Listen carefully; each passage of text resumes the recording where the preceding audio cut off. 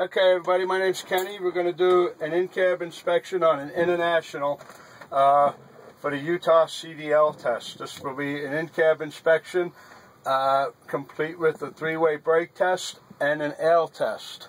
Okay, so we're going to start out just like the test, guys. You'll come in, the evaluator will be sitting right there. He's got a checklist. Okay, you want to start with your 3 S's. Okay, first off is your seatbelt. Okay, you'll explain, and please speak in a tone of voice that will be easily understood and not ignored. If the evaluator does not hear what you're saying, you're not going to get the points. Okay, so you want to inspect the seatbelt. Make sure that it's serviceable, it's not ripped, frayed, torn, or otherwise unserviceable, and it secures firmly in the latch there. Okay, now you're going to inspect your safety equipment, which is your fully charged fire extinguisher. Okay, and has to be pinned, your 3 reflective triangles, as well as spare fuses. Okay, now we're going to do the safe start. Okay, first thing we want to do is make sure that the truck is in neutral. Okay, then we're going to turn it on. We want to check our ABS light. Once that comes on and the system runs a diagnostic and all the lights turn off, then we're going to engage the clutch and cover the brake with our right foot. It's this time, now we'll start the truck up.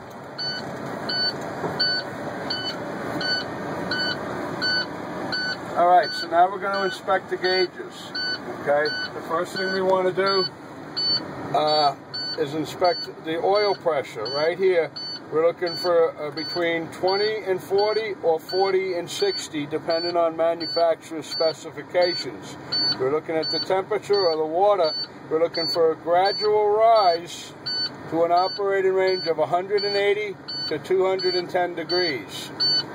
After that, we want to inspect our volts. We're looking between 12.5 and 14 volts.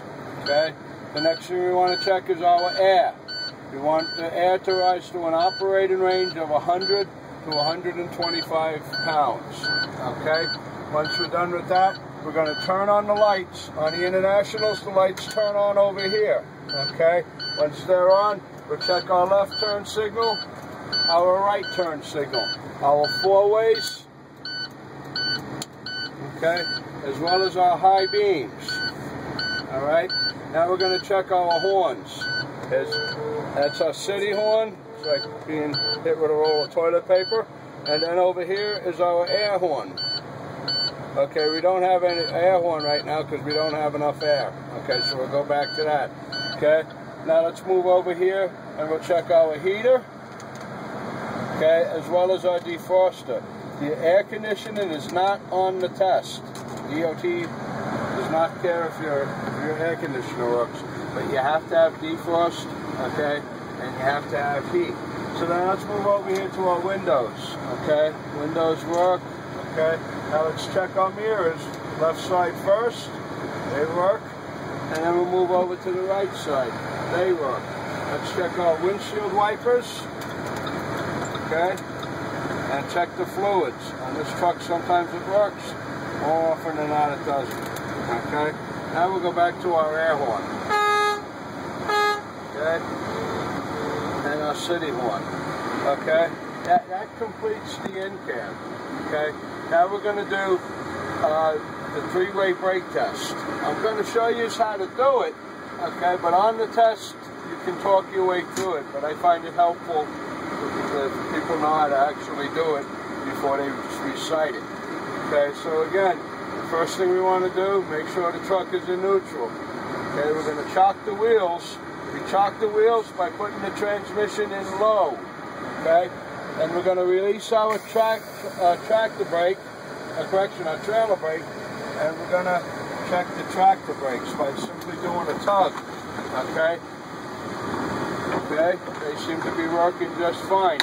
Now we're going to engage the trailer brakes and release the tractor brakes, and now we're going to check the trailer brakes. Okay, again, by doing a tug. Okay, now after that we're going to release them both. Let the air get back there for a minute. and then we'll just pull forward about 5 miles an hour. And you want to apply the service brake. The tractor shouldn't pull either to the left or to the right, and it should come to a smooth stop. Okay, that completes the 3-way brake test, or the tug, tug, and roll. Okay, now go ahead and set both your brakes, put the transmission in neutral, and build up your air again, guys. Okay, right now we're at 90 pounds.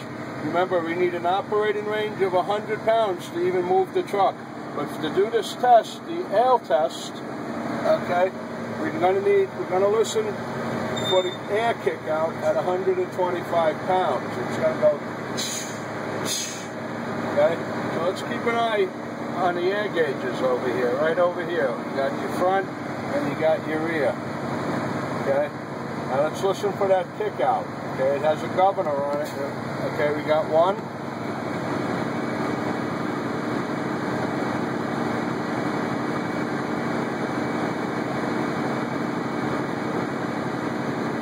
I didn't hear the other one, but we got the 125. Okay, we're going to jump right into it. We have our S up there. Now that's circled, okay? That's your setup. There's a 3-part movement with your right hand to get the setup, okay? Number 1 is we chock the wheel. Number 2, we turn the engine off. We turn it back on, check our ABS light, and wait for it to run a diagnostic and for all these lights to turn off. Okay? Alright. And now for the last part of it is we're going to release both brakes. Okay, that's our setup. Again, number 1, chock the wheels. 2, turn it off, the ignition off, turn it back on, release the brakes. Now we'll do the A, or applied part. Okay? We're going to hold the brakes, let it settle. Okay, once they settle, we're looking for no more than a 4-pound air loss in 1 minute. Alright, tick-tock, the minute's passed. Okay, now we're going to go to the low air light. Okay, we're going to fan the brakes. Okay. Wow, that sure does go down quick. Okay, we got one light. Okay, now I'm just going to simulate here and pretend both lights came on. Okay, just for the purposes of this test. Okay. Now I'm going to continue to fan the brakes. There's the other light. I'm going to fan the brakes until between 25 and 45 pounds. These valves will both pop out. Okay, one of them is going to pop out any second. Okay. Now we're looking for the other one to pop out. The tractor brake should be popping out any second here. There it goes. Okay, that completes the in-cab inspection for the state of Utah. Now bear in mind, in different states they'll have different standards, okay? But this is how we do it for the state of Utah, okay? So watch the video, and this is what we're expecting out of you guys, alright? So just do it just like I've shown you there, and you should be okay for your pre-trip inspection, okay? Thanks for watching.